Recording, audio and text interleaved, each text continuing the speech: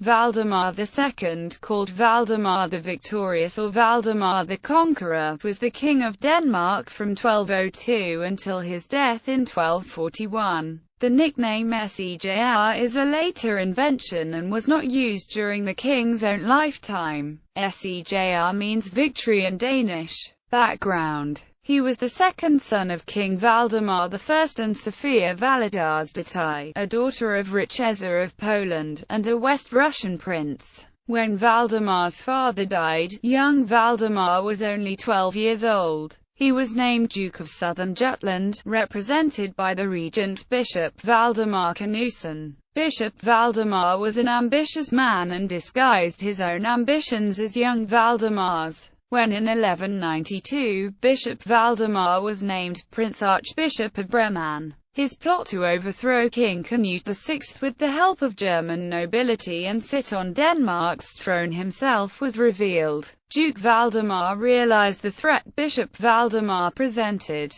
He invited the archbishop to meet him in Arbenra in 1192. Then the bishop fled to Swedish Norway to avoid arrest. The following year Bishop Valdemar organized, supported by the Hohenstaufens, a fleet of 35 ships and harried the coasts of Denmark, claiming the Danish throne for himself. In 1193 King Canute VI of Denmark captured him. Bishop Valdemar stayed in captivity in Nordborg and then in the tower at Soborg Castle on Zealand until 1206. Bishop Valdemar was released upon the initiative of the Danish Queen Dagmar and Pope Innocent III and after swearing never to interfere again in Danish affairs. Young Valdemar faced another threat from Count Adolf of Rendsburg. Adolf tried to stir up other German counts to take southern Jutland from Denmark to assist Bishop Valdemar's plot to take the throne. With the bishop in prison, Duke Valdemar went after Count Adolf and with his own troop levies marched south and captured Adolf's new fortress at Rendsburg.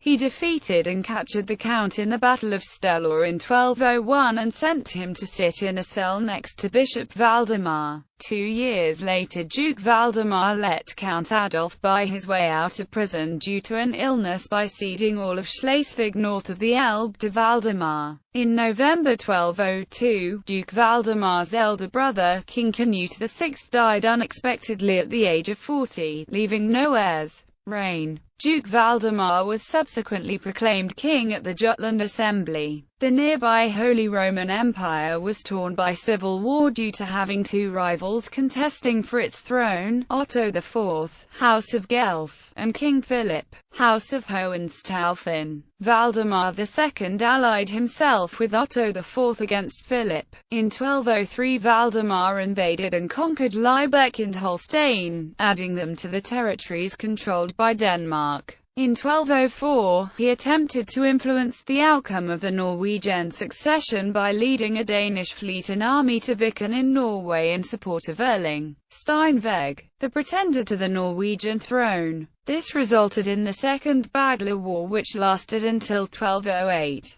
The question of the Norwegian succession was temporarily settled and the Norwegian king owed allegiance to the King of Denmark. In 1207, a majority of Bremian capitulars again elected Bishop Valdemar as Prince Archbishop, while a minority, led by the capitular provost Bechard, Count of Stumpenhausen, fled for Hamburg, being the seat of a Bremian subchapter with regional competence in delegating for episcopal elections to participants to the main Bremian chapter. The German King Philip recognized Valdemar as the legitimate Prince Archbishop of Bremen, because thus the Prince Archbishopric would become his ally against Valdemar II. Valdemar II and the fled capitulars protested to Pope Innocent III, who first wanted to research the case. When Bishop Valdemar left Rome for Bremen against Pope Innocent's order to wait his decision, he banished Valdemar by an anathema and in 1208 finally dismissed him as Bishop of Schleswig. In 1208, Burchard, Count of Stumpenhausen, was elected by the fled capitulars in Hamburg as rival Prince-Archbishop, and Valdemar II,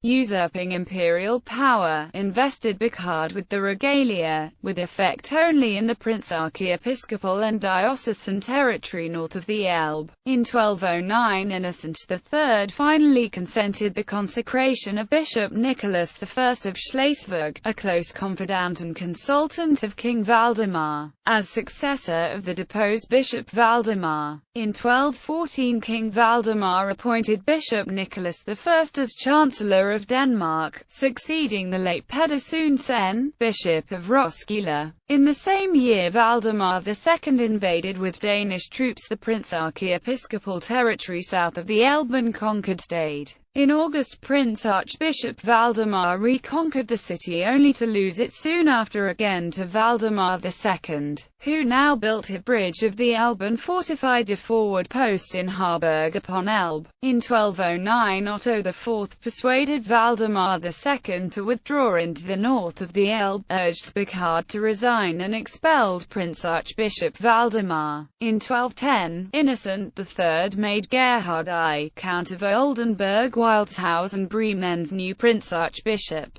In 1211, Duke Bernard III of the Younger Duchy of Saxony escorted his brother-in-law Valdemar, the papally dismissed Prince-Archbishop, into the city of Bremen, de facto regaining the see and enjoying the sudden support of Otto IV, who meanwhile fell out with Innocent over Sicily. As a reaction, Valdemar II recaptured Stade, while in 1213 Henry V, Count Palatine of the Rhine, conquered it, for Prince-Archbishop Valdemar. In 1213 Valdemar instituted a war tax in Norway, and the peasants murdered Valdemar's tax collector at the Trøndelag Assembly and revolted. The uprising spread over several regions in Norway. In 1216, Valdemar II and his Danish troops ravaged the county of Stade and conquered Hamburg. 2 years later, Valdemar II and Gerhard I allied to expel Henry V and Otto IV from the Prince-Archbishopric. Prince-Archbishop Valdemar finally resigned and entered into a monastery. Valdemar supported Emperor Frederick II and was rewarded with the emperor acknowledging Denmark rule of Schleswig and Holstein, all of the Wendish lands and Pomerania.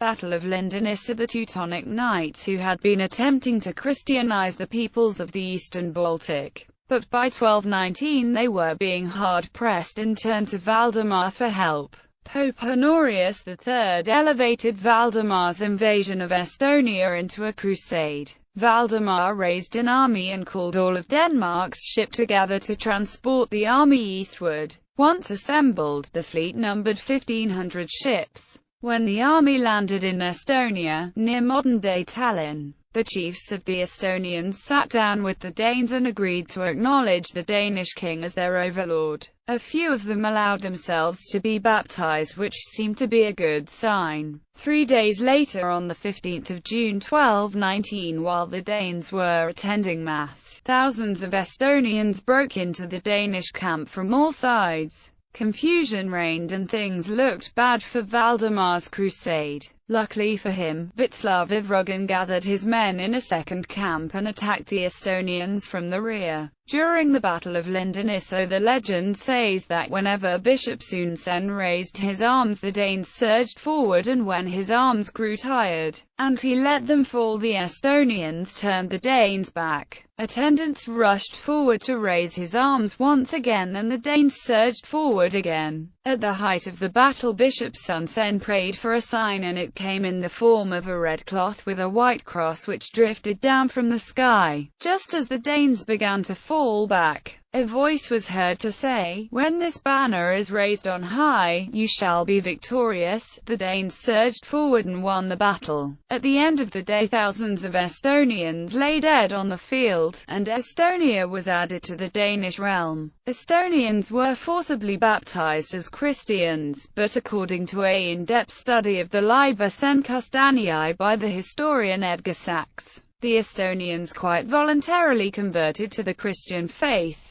Valdemar ordered the construction of a great fortress at Reval, near the site of the battle. Eventually a city grew around the hilltop castle, which is still called Tallinn, Danish castle, town, in the Estonian language. The red banner with a white cross has been the national flag of the Danes since 1219. Dannebrog is Europe's oldest flag design still in modern use. Battle of Bornhoved in 1223, King Valdemar and his eldest son, Prince Valdemar, were abducted by Count Henry I of Schwerin. While hunting on the island of Elwyo near Funen, Count Henry demanded that Denmark surrender the land conquered in Holstein 20 years ago and become a vassal of the Holy Roman Emperor. Danish envoys refused these terms and Denmark declared war. While Valdemar sat in prison, most of the German territories tore themselves away from Denmark. Danish armies were dispatched to hold them in line. The war ended in defeat of the Danish troops under the command of Albert II of Orlamunda at Muln in 1225. To secure his release, Valdemar had to acknowledge the breakaway territories in Germany, pay 44,000 silver marks, and sign a promise not to seek revenge on Count Henry. Valdemar immediately appealed to Pope Honorius III to have his oath declared void, a request granted by the Pope. Honorius III excused Valdemar from his forced oath, and he immediately set about trying to restore the German territories. Valdemar concluded a treaty with his nephew Otto I, Duke of Brunswick-Luneburg, and headed south to take back what he thought were his lands by right. But his luck deserted him. A series of Danish defeats culminating in the Battle of Bornhoved on the 22nd of July 1227 cemented the loss of Denmark's North German territories. Valdemar himself was saved only by the chivalrous acts of a German knight who carried Valdemar to safety on his horse. Code of Jutland. From that time on, Valdemar focused his efforts on domestic affairs. One of the changes he instituted was the feudal system, where he gave properties to men with the understanding that they owed him service. This increased the power of the noble families and gave rise to the lesser nobles who controlled most of Denmark. Free peasants lost the traditional rights and privileges they had enjoyed since the Viking era. Valdemar spent the remainder of his life putting together a code of laws for Jutland, Zealand and Skane. These codes were used as Denmark's legal code until 1683. This was a significant change from the local law-making at the regional assemblies had been a long-standing tradition. Several methods of determining guilt or innocence were outlawed, including trial by ordeal and trial by combat. The Code of Jutland was approved at meeting of the nobility at Vordingborg in 1241, just prior to Valdemar's death, in the same city. Valdemar was buried next to Queen Dagmar at Ringsted.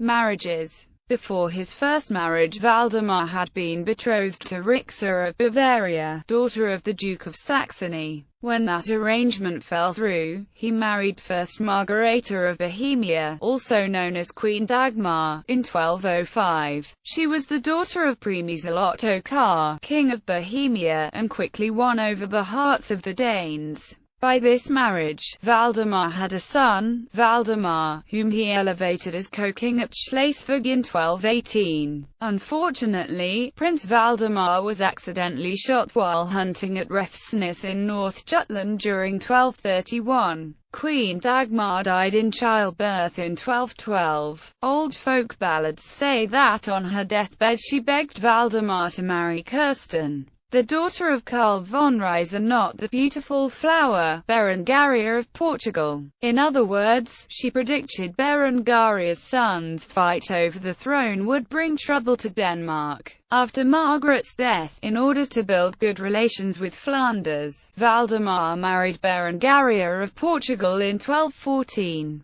She was the orphan daughter of King Sancho I of Portugal and a sister of Ferdinand, Count of Flanders, where she stayed until her marriage. She was beautiful, but so hard-hearted that she was generally hated by Danes until her early death, in childbirth, in 1221. Valdemar's two queens play a prominent role in Danish ballads and myths. Dagmar as the soft, pious and popular ideal wife, and Berengaria as the beautiful and haughty woman. Issue with his first wife, Margaret of Bohemia, whom he wed in 1205. Valdemar the Young married Eleanor of Portugal, stillborn son. With his second wife, Berengaria of Portugal, whom he wed in 1214. King Eric IV of Denmark. Sophie, married in 1230. John I, Margrave of Brandenburg. King Abel of Denmark. King Christopher I of Denmark. Stillborn child. With his mistress, Helena Guttormsdotter, a noblewoman of Swedish birth and wife of an important Danish nobleman. Canute, Duke of Estonia, Lolland, and Blekinge. With an unknown mistress, Niels, Count of Halland, 1216–18. In memoriam. Valdemar enjoys a central position in Danish history because of his position as the King of Dannebrog, and as a legislator. To posterity, the civil wars and dissolution that followed his death made him appear to be the last king of a golden age. Since 1912, June 15 has officially been called Valdemar's Dag. The date now belongs to the group of 33 Danish annual flag days where Dannebrog is raised in celebration. The 1997 film Eye of the Eagle was about a fictional story about Valdemar the Young. His father Valdemar was played by Lars Lohmann. In the film On the Knight Templar, Valdemar was portrayed by actor Mads Mikkelsen. Ancestry.